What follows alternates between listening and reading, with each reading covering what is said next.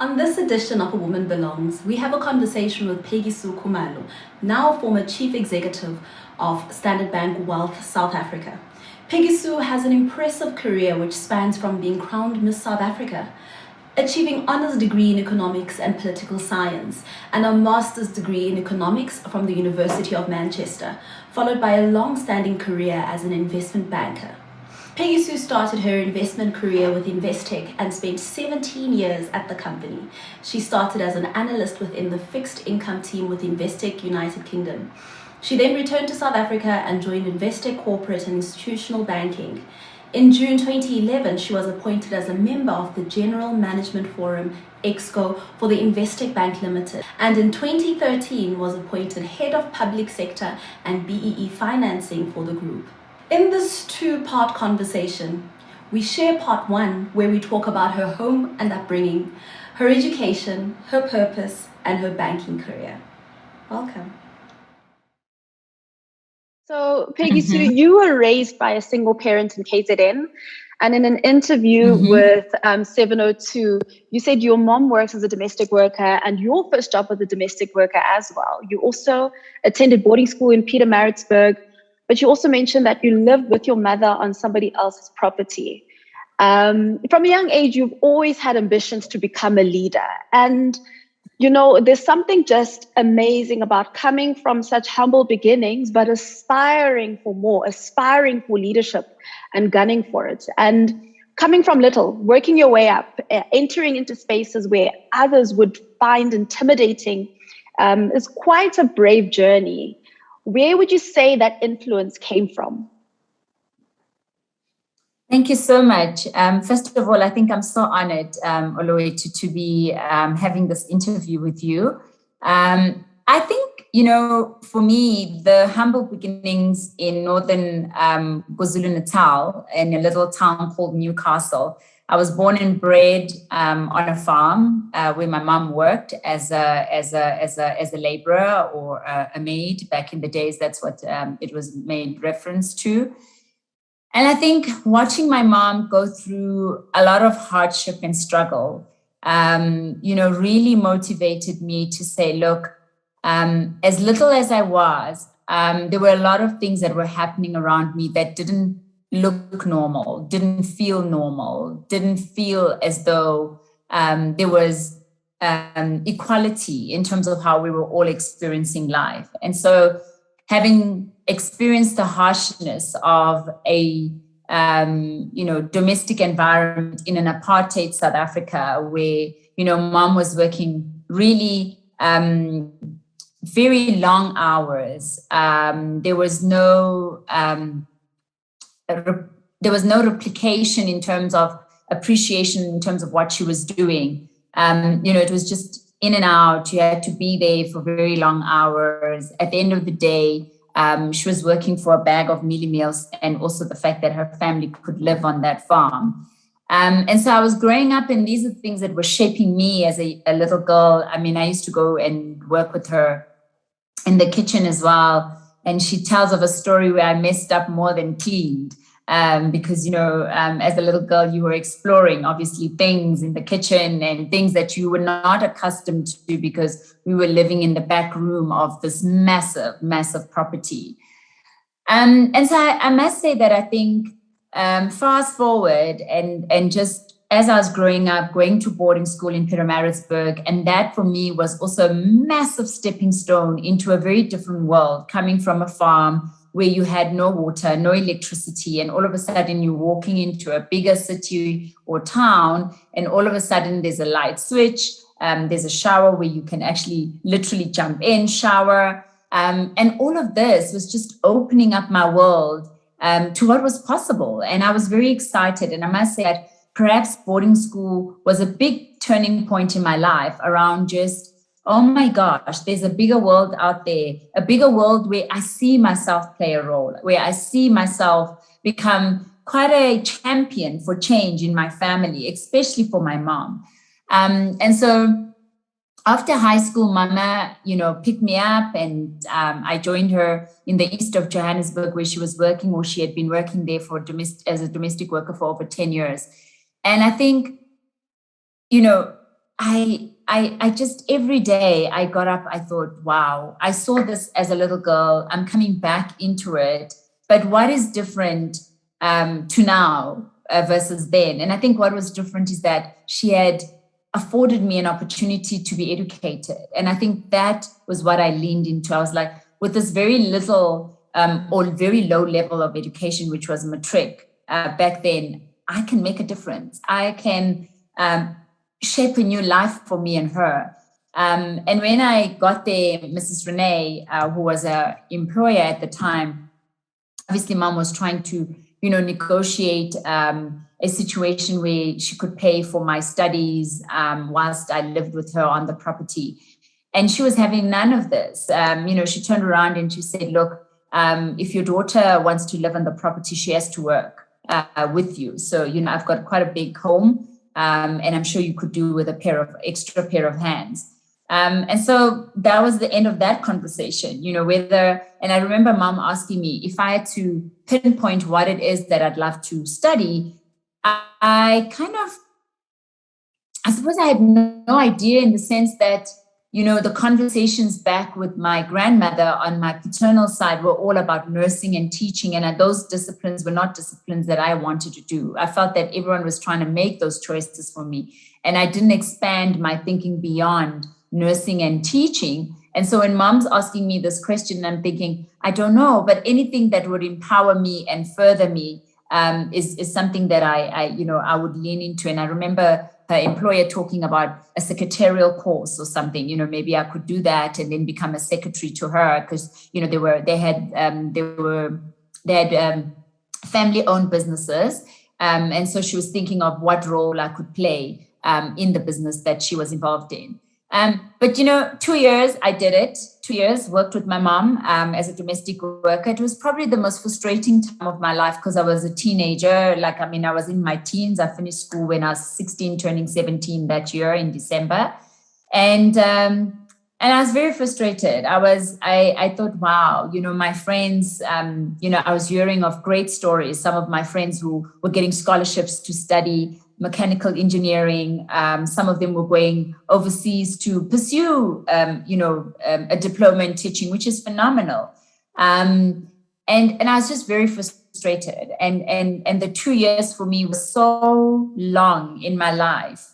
But I was so determined that this is not going to break me, because it could have broken me. I had these high hopes of how I wanted to change mom's life, how I wanted to change my own life. And something like that can break you, because you wake up every day and you're very enclosed. You're not in a community, you're isolated, you live in a white suburb, but you're Black. And so those are the things that I was thinking about all the time. We have no community as my mom. We're not known. We're just numbers in a very, big setup, but we just numbers being Black people living in a white suburb. There's danger and risk to that as well. So venturing outside of just that property was not something that I wanted to do, frequently, because I knew what the risk, I was putting myself into. And so I think the influence really was just, I always say that I feel my success has mirrored the struggles and hardship of my mom's experiences, being a domestic worker, being uneducated, not by choice, being uneducated because the system rendered her to be a child laborer on a farm so that her family could live on that farm. And through that, she obviously was not afforded the opportunity to go to school. And I think also from a family, traditional Zulu family, it was around that whole tradition around a girl child should be the sacrificed person, and her brothers were then given the opportunity to go and, go to school.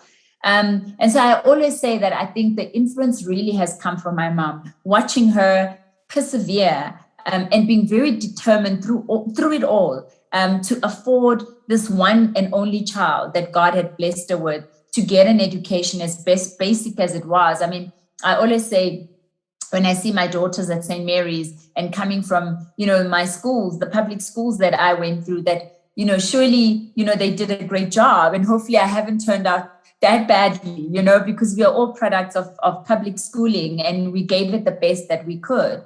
And so I would really pinpoint Mama's influence on my life, and it's influence in a very different way, in that it was more the struggles and the hardship that I saw her go through that just really propelled me to say, if there's one thing I need to do, is to change this, not only for myself, but also for her. I was very determined to do that. And I think when I finished the 2 years of domestic working, I told her I'm going to go find a job. And she looked at me and she thought, 2 years out of high school, you've never worked, you've never studied, where are you going to find a job? And I said, Mom, I'd rather go and pack groceries at a retail store than continue working as a domestic worker. And so the risk that I talk about of then having to venture out of this home and be, walk through a white neighborhood into, the Springs town was a risk, because, it was just, yeah, I mean, there was. You don't know whether you're going to come back. Exactly. There were certain incidences that took place that, I just, wow, I was like, sure, what was I thinking? What was I doing? And so I took that risk. I went around town. I looked for a job. I was turned down. Obviously, I had no experience.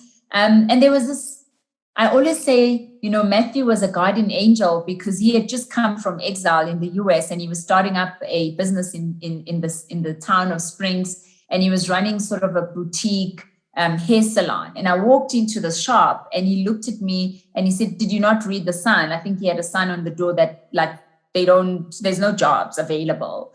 And I said to him, "Look, I know, but I'm looking for something, anything, like I can even scrub the floors or, anything." And he said to me, "Look, go away. I'll think about it. Maybe come back next week." And I was dead. I held on that. I was like, okay, he said I can come back next week. I will come back next week. And I came back the following week, and he said to me, "Look, I think I have got an opening to be, you can assist the hairdressers, you can wash the hair." And I was like, my gosh, I've never washed hair in my life. The only hair I wash is mine, obviously. And, it's interesting that we're having this conversation, because my hair was as bushy as it is now. I just decided to wear my natural hair, and I thought, look, and I started, and I think he gave me a stepping stone into a world that I never thought existed. And all of a sudden, I was meeting people from Ekasi, from Guatemala, from Etakane, they didn't know who this person is. And like, even when I speak, sometimes they look at me and they think, okay, like, but where is she? Like, which community does she come from? And I had to explain, I'm from KZN. My mom works, in the suburbs of Springs, so we live there. And, it was a struggle. It was a real struggle. People just were not like connected to that. They were like, okay, shame, this is hard, but obviously the situation at the time, I mean, these are the early 90s, before 94. We hadn't even had our first democratic election. So there was no change in this country. It was actually a very volatile time. And so I worked, I met people.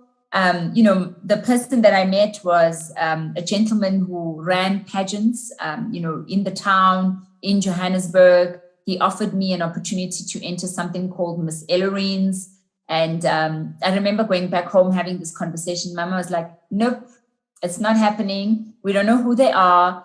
Don't know anything about modeling." She knew nothing about modeling. I mean, anything around modeling was just really not something that she understood.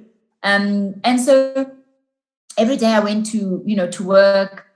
This guy was so persistent. He was also a friend of Matthew. And I think that's where the trust came in, because I thought, okay, I trust Matthew. He's been so kind to me. If this is his friend, so it means, they're authentic, they're doing real things. And he would bring me albums of pictures of girls that he would show me that, this one went on and did this. This one went on and did this. And so I eventually gave in, and I said to Mama, I'm going for it. I know you're not supportive, but I really pray that you would come around this, but I'm going for it. And I went for it. And I entered Miss Ellering's, which I won. And I think the issue about that particular title was that it wasn't it wasn't about the fact that I'd won the title. It was the empowerment around it. The fact that I was able to win furniture. And in this little setup we had at the back of this massive property, all of a sudden mom had a television set. We didn't have that. All of a sudden she had a small table and chairs so that at least we can have our meals instead of sitting down, So it was just, for me, it always stands out as something that I really honor and appreciate more than Miss South Africa, actually, because I think it all of a sudden was now brings back the humanity into who you are. Exactly. And so I always said to Makwena, like, it was one of the things that I will always treasure, because there was something about it. And the person who had to drive me to my mom's employer was a white man, Mr.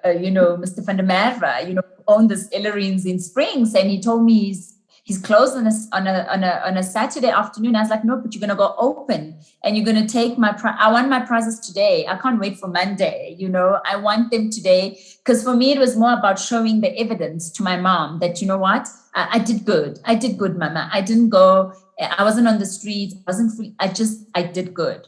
And so I guess the rest is history, right? As they say. I then ventured off to Johannesburg on my own, got a flat in Berea that I was renting. Mom was very nervous around this, getting out of Springs, which is a very small little town, which you didn't really venture into because you lived in the white suburbs. Now you're going to Johannesburg and it's very cosmopolitan. It's, what is going to happen to this little girl? And I remember living in this little flat, and all I could do was pray. And that's what I did. I think I value the principles Mama taught me and instilled in me around faith. I mean, Mama is a prayer warrior. Like, if there's somebody who prays, which is why sometimes some of the things that have happened in life, I'm like, God, can we have like a real conversation around this? Because I mean, my mom prays, I prayed, like, dude. Like, I was saying, I was like, dude, why are you napping? Exactly. Not now, not on a Saturday morning. You needed to protect her. Like I just, I've had real conversations. So I think, that's the kind of, influence that I had. And as simple as it was, I think for me, it was so profound. It was so powerful. And I value our parents so much, because I think they had so little, but they made the most of it. And they didn't have a self-entitlement around anything. They were go-getters. They persevered. They made the most of any situation, and Mama always reminded me when the rebellious side of me came out, the young side where you're now telling, her employer that, look, I think you're treating my mom, and she'd be like, Yima, where do you want us to go? Do you want us to be on the street? Because there's nowhere else to go, And I want to tap into that a little bit. You mentioned that there was that little bit of a rebellious spirit, and I mean, it's in all of us as we get to that age. And those 2 years between 16 and 18, as you're working, you're a domestic and you're watching your mom struggle, and now you're like, okay, I have to do this, though I'd much rather be doing something else. But there must be some kind of values your mom instilled in you at such a young age that said, there's a time for everything. There's certain, like, it's not forever, because the dream was in you. The aspiration was in you, but in that moment, you still put your head down. What values were those? I think it's I think it also has to do with the humble beginnings. I think humble beginnings mold you, in a sense. They teach you the true value of humanity and the true value of Ubuntu. And so those Ubuntu values around just respecting, yes, you respect the person, but you also respect the situation that you're in. And Mom spoke a lot about respecting the moment, respecting the situation. And so respecting and hard work, because I saw her. I mean, she was putting in the hours, and she was without flinching, without complaining. And so for her, it was like, if you want something, you have to work hard for it, irrespective of what the circumstances are. So I think some of the values were around respecting, around showing up. You know, we talk about showing up and how well you show up. And I think COVID has taught us just how we needed to show up during an unprecedented crisis. And so the value of just showing up and being authentic in that showing up and commit yourself wholeheartedly, irrespective of the hardship, the pain, the way you see it, the lens you use in terms of that particular experience.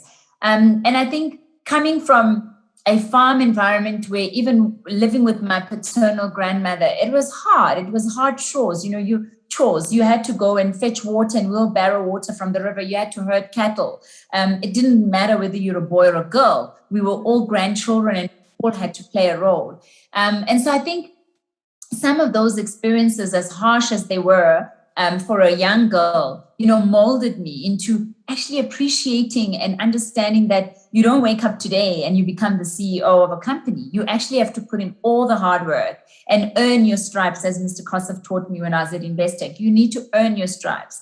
And so earning that respect as a domestic worker, I mean, I wanted to perfect everything, because I thought if there's anything that I can take away from this experience is just to make sure that from a houseworking perspective, I know how to do it. And I do it so well even now. You know, I always think to be in abundance, actually, because everything needs to be in a certain way. But it's the way, you know, my mommy's employer was as well. You know, she wanted her things, set up in a certain way.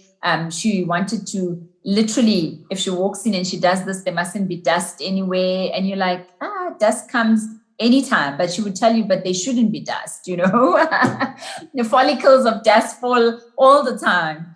And so I think those are some of the values. And that's why, as a person, I am very passionate about the moral fiber that I think has been eroded in our society around the values of Ubuntu. And I think also COVID, I mean, I ask myself all the time, when you look at how organized the Jewish communities have organized themselves around making sure that they support, and even Discovery with their massive vaccination campaign. And then you look at the Muslim community and how they've set up the drive-thrus, because they all believe in the principles of, if you give back, you get more, right? You get more in abundance. You know, what you sow, you get back. And I'm thinking, we also grew up on those values. We also had those values that you need to take care of each other. You need to stand up for each other. You need to, support. I mean, there was a time where you couldn't really distinguish between your own set of parents, who are your real biological parents, vis-a-vis every other family that was close to you, because everyone was ubaba, everyone was umama, everyone was umalume. These days, people, you call them malume, they take offense. You know, they don't want to be called that.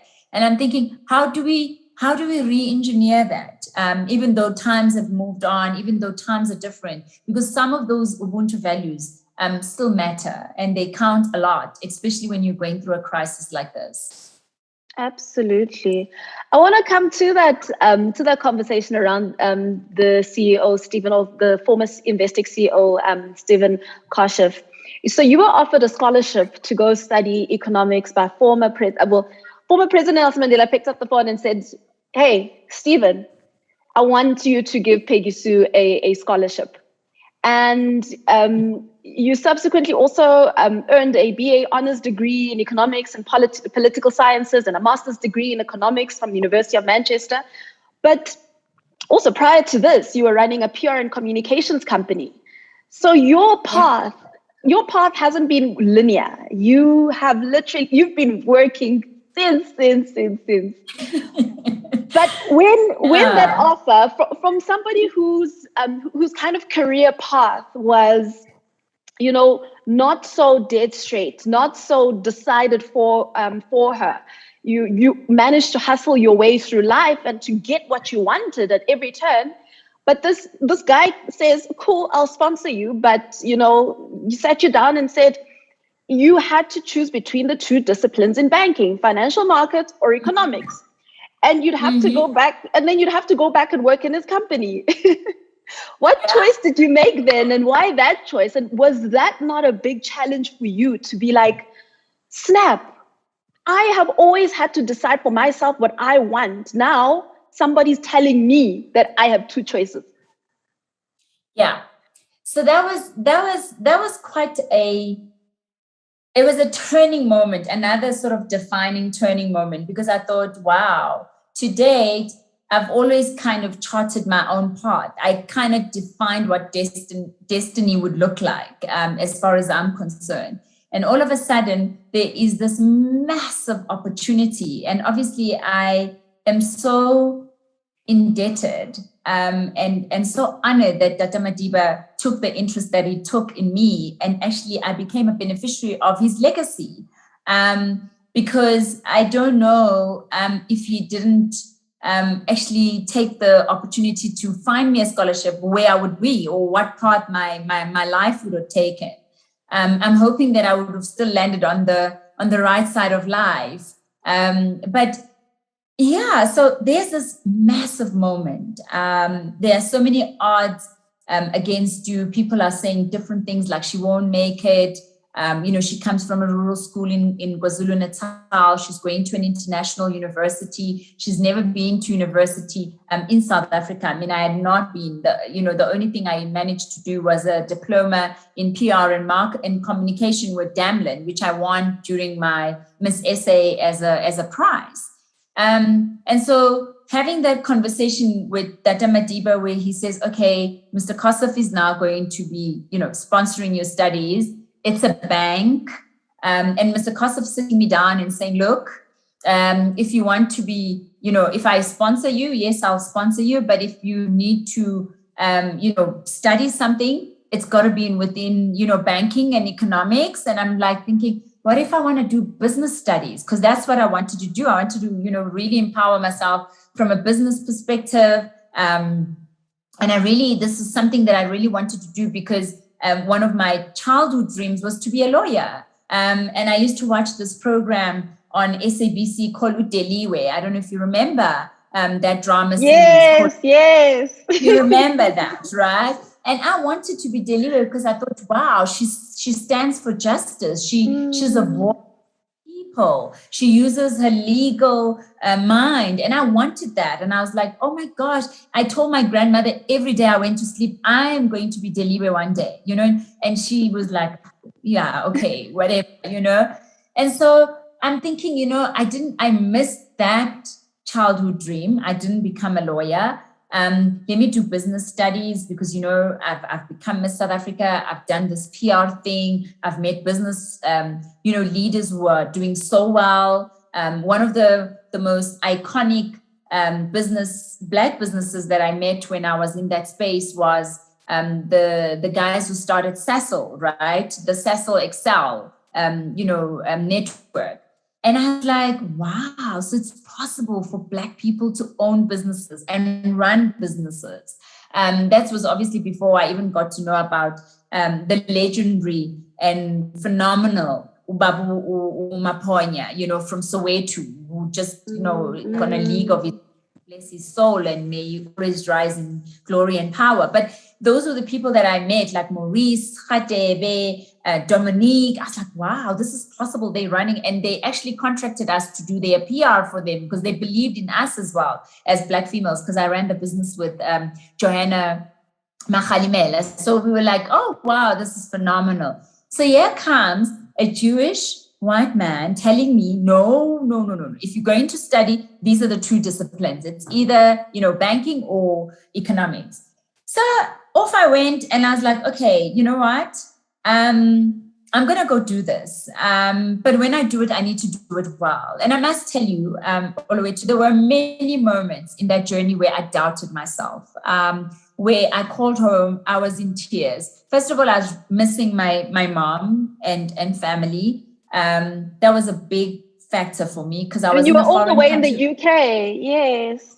Yeah, foreign country on my own, didn't know many people, didn't have a network, nothing. I was just there on my own. The weather was so depressing for words. I mean, it rained every day. It was cold. And, we are very sunny in our mood, in everything. Like, I mean, this kind of weather is what really gets us off as South Africans. And all of a sudden, you're in this gloom, and you can't tell between night and day. You go to sleep, it's dark. You wake up in the morning, it's dark. And it was just, and then it's this thing that I need to get my head around. I remember making an example to a journalist one time, and I said, in economics, they were trying to tell us about supply and demand and how when the two, meet each other, it's equilibrium. I mean, I didn't learn that at school. I didn't learn economics at school. I did biology, geography, math, the basics that we all do when we go through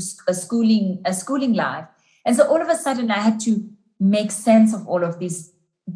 And there's so much, and I think that we take for granted how much language and just that foundational understanding is to young minds. Like, to have to wrap around that at a later stage is a lot. There's so many gaps that are unfulfilled. Absolutely. And so I just, I found it so difficult.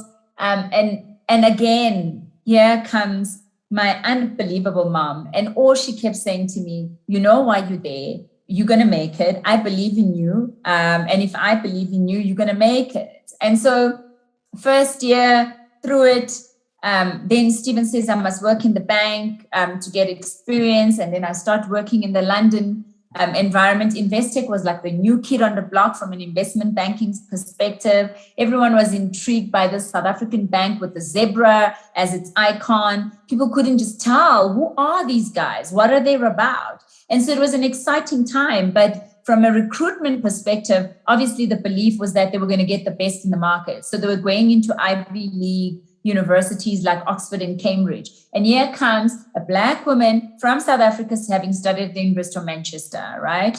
And, Stephen, I have so much, I have a depth of love and respect for him, because as much as he supported and mentored and ultimately sponsored me, he never gave anything to me on a silver platter. He always wanted me to push myself beyond what I could.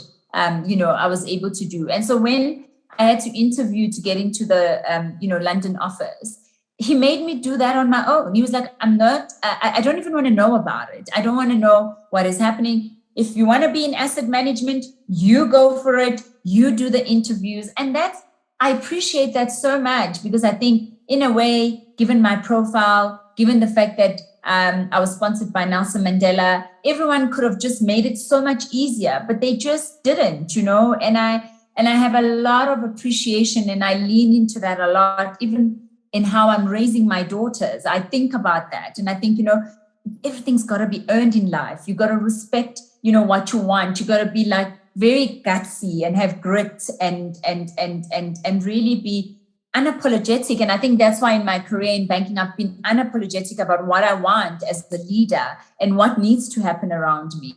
And so, I think, it was just a moment where I needed to accept that perhaps this is the purpose and plan that God has always had for my life. Because now it's 20 years in banking. I hope that one day I look back and think of a legacy that I've left in banking, or that I'll ultimately leave in bank, because I'm not leaving banking anytime soon, even though I've left Standard Bank, but I'm not leaving because I believe that there's still so much that needs to be done, especially when it comes to the empowerment of Black professionals generally, but also gender equity, when it comes to empowering Black African women.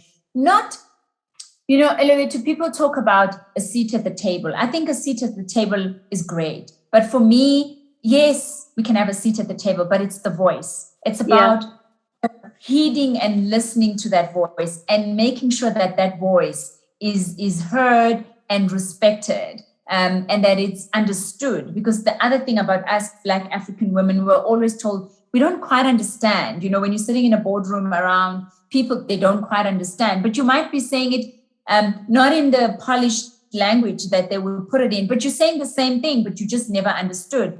And so I think there's still a lot to be done in that space. But you know what? I think reflecting back on a decision that was not made by me and owned by me, but it was made by default because it was a scholarship, and I also had to adhere to some of the T's and C's of the scholarship. I have no regrets. It's been probably been the best time of my life, because for the first time, I was also given an opportunity to really look at banking through a lens of community. What is it that I can do with this newfound knowledge to empower and be more inclusive in how we do banking in this country? To have conversations with my mom around stock markets. We don't have those conversations. And one of the things that Stephen and I used to fight a lot about was that you would have young professionals come into the trading room, and when they're Black, there's nobody who's taking a leap of faith in them that they will fail. They'll choose the wrong stocks and the book won't grow and the book will fall. But they will do it because they're smart, they cum laude. And he said to me, Peggy Sue, markets is not about that. It's not about the fact that you can compare them to their peers, that they come from the same schools, they come from the same university, and that they've done much better. It's instilled from a very young age. And so when we have Shabbos on a Friday, we have a 6-year-old to a grandpa, 75, sitting around that table having conversations, and grandfather saying to the 6-year-old, I'm actually going to buy Pick and Pay shares. I want to get out of my ShopRite shares. So this young boy or young girl is starting to understand the mechanism and the mechanics around this at a very young age. And we don't have those conversations. We don't have that privilege of having those conversations because our parents don't know about stock markets. Yeah.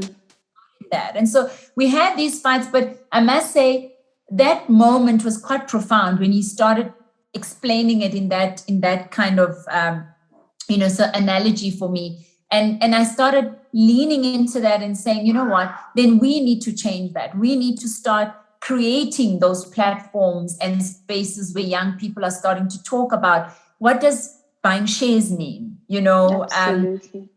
Should we do such education for our own employees? Because also across in a bank or in any corporate environment, you've got a cross section of people working. You've got bo mama na bo baba who've never had those conversations around shares. And when you start giving them BE shares, it used to break my heart. Where they get BE shares, they don't understand, and then they sell it because of school fees money. They sell it because they need to fulfill whatever financial needs. But nobody was telling them if you hold out on your shares, the payout at the end will be bigger than what you just chipping into your share portfolio and selling out. And so I've had to play a role in that type of, sort of championing and saying, I will champion the financial literacy and financial education to the broader society and broader community. And so I truly believe that, as much as it wasn't a decision that I owned and made, it was a purpose and a plan by the divine that, rules the universe. Because for me, most fulfilling space that I've been in my entire life. And I mean, banking is also, especially private banking, is predominantly white spaces. I'm sure when you stepped into the space, you mentioned that it was daunting, it was overwhelming, it's nothing like you've ever seen. And now it's golf days, it's horse races, it's dinner dates, it's the boat days, and it's very white spaces. Did you ever find yourself, or do you ever find yourself struggling with that feeling of being othered as a Black woman? I think I had to make a decision quite early in my career when I started seeing the trends around obviously what makes you a successful banker. What are the attributes to you being termed as a successful investment banker, or what they call a deal maker, right? And so the things that you've mentioned, the golf, playing golf, having late night dinners, and this was even before I was a mother. I was single. I was fabulous. I was loving the space, but I think I had to make a decision. You're still fabulous, just by the way. Thank you so much. And so I had to make a decision for myself in that I didn't want to be caught in this very materialistic way of living, because that had never been part of my footprint. It has never been part of who I am. And so when, they said, let's play golf and go and do lessons, I thought, I'm not going to be instructed by my colleagues in the bank to do that. If it's something that I end up loving, then great. The late night dinners, yes, we did that because, you needed to obviously, talk to the decision makers around the deals that we were going to execute.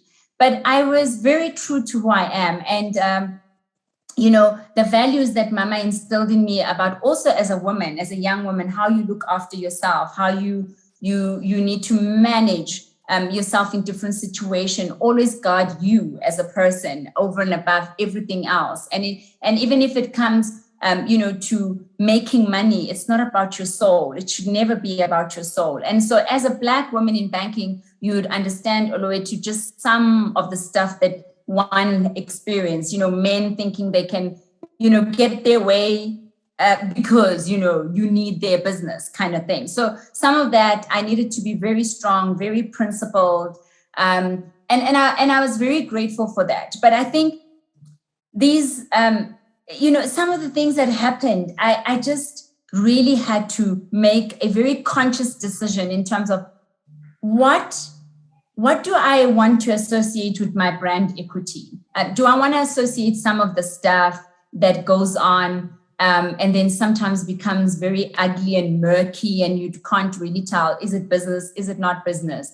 And so I was very hard with myself and did things that I wanted to do. And in fact, what I started doing was I started creating experiences that I know us as Black people, those experiences, bring the best out of us, but we also get enjoyment. So instead of saying, we're going to do golf, my Black clients don't do golf, my female Black clients in particular. So what makes them get up in the morning and feel, if I had a day of this kind, this would be great. So we started doing, things like a spa day, where women can go and have a dialogue, talk, and then maybe a spa after that. That's something relatable, right? And more increasingly, with the stressful jobs that people have, it was something that they leaned into. And then I started thinking, okay, fine, it's also becoming quite a privileged experience. Let's do conversation where you talk, women leadership. I started the first women leadership conference at Investec, and I ran it successfully for 8 years, where you were inviting different leaders across the spectrum who could really share their experiences to mentor up and coming young professionals within banking. I started making sure that on a Saturday when it's the Soweto Derby, let's go experience that, but experience it our way. So we'll hire, our suppliers will be Black business. We'll hire taxis from the taxi owners, and get into a quantum the way we would do it. And those were some of the experiences that I thought were authentic and relatable to us. And if we need to go out for dinner, not really, but more lunch, let's go to Soweto. Why should we go to Sandton? Let's hire a quantum. We'll make sure that our clients are safe. We'll make sure we're safe. And let's off and support Black business in Soweto and spend the afternoon. So those are some of the things that, you needed to think about. But I think when you know who you are and what really grounds you as a person, it becomes easier. And I used to say this and I still say it to my mentees, that don't be taken up by the glamorous side of banking, the drinking, have a glass of wine. You meet a person for the first time, they like a glass of wine. Don't do that. You need to still hold your own, because after 1 or 2 glasses of wine, life can really degenerate. And first impressions are so important. And so I used to see them when they come onto the CA program, they're so hip, they're so fun. They come from WITS, they come from UCT. And somebody will offer a glass of wine, and next thing it's 2-3 glasses of wine. And it's like, ooh, okay, how do you hold a conversation with these potential employers now that are around you? And so those are some of the things that I just had to learn quickly. And also I think, what banking taught me was that as male and as white as it's been, was that I'm not going to fight that. I'm actually fight that. I think it's exhausting, fighting and trying to fit in a box, and trying to do things the way people are doing things. I just thought, you know what? I'm going to put my head down. I'm going to learn as much as I can. I'm going to do things differently, and I'm going to put out the best version of myself into this banking space. And I think when you really lean into who you are and you put out the best version of yourself, true magic really happens. And so I saw the opportunity of a lack of diversity, a lack of gender equity, more as an opportunity than a barrier, because I was like, I don't want to fight to fit into boxes. Really, it's so exhausting. What I'm going to fight for is to do my work the best. And there must be areas of questions around what I've delivered. And you must understand with me as well, I think, and Magwen and I used to talk a lot about this because she was just phenomenal. And not only was she intelligent, but also, how when she showed up, she really showed up, right? I mean, I used to go like, oh my gosh, babes, keep going, and we used to talk about this and say, sometimes we even have to overcome who we truly are first, because every day when I walked in, there was that barrier of she was a beauty queen. So like, is there anything beyond that? Even though your credentials, people were still putting your credentials under the spotlight and questioning them. And so I had to overcome a lot of that. And if there's an example, if I could quickly share with you, was I was in London, and, in walking these investment bankers from Merrill Lynch, obviously Merrill Lynch, the biggest investment bank in the city. And there I was, this courteous South African, I'm offering tea, I'm like, anyone for tea, water, anyone for coffee. Next thing, I mean, it was incredible, just the switch. Next thing, I just became the permanent teagal. Everyone was looking at me every time they wanted something to drink. And I walked away and I thought, gee whiz, what have I done to myself? And I thought, that day forth, I will not, under any circumstance, offer anybody coffee or tea in a boardroom. I will not, or in a meeting room. In fact, I became known for that by some of my colleagues who would turn around and say, if you want coffee, Peggy Sue. And I'd be like, no, everyone can make their own coffee. If you want coffee, where the coffee machine is. I just thought, wow, it just changes the dynamic and how males, kind of cast their eyes. And so even in the conversation, even though I was presenting a paper, it was like, okay, moving on. Can somebody else now, and I was just like, take myself. So it's little things like that you've had to learn that actually they become a disadvantage. And so if you don't, you refuse to make coffee doesn't make you any less, because men refuse to do that all the time. And it anyway, in all spaces. Yeah, exactly. Thank you for watching part 1 of this conversation. Don't forget to subscribe to our newsletter to be notified when part 2 is live. It promises to be even more insightful and extremely informative.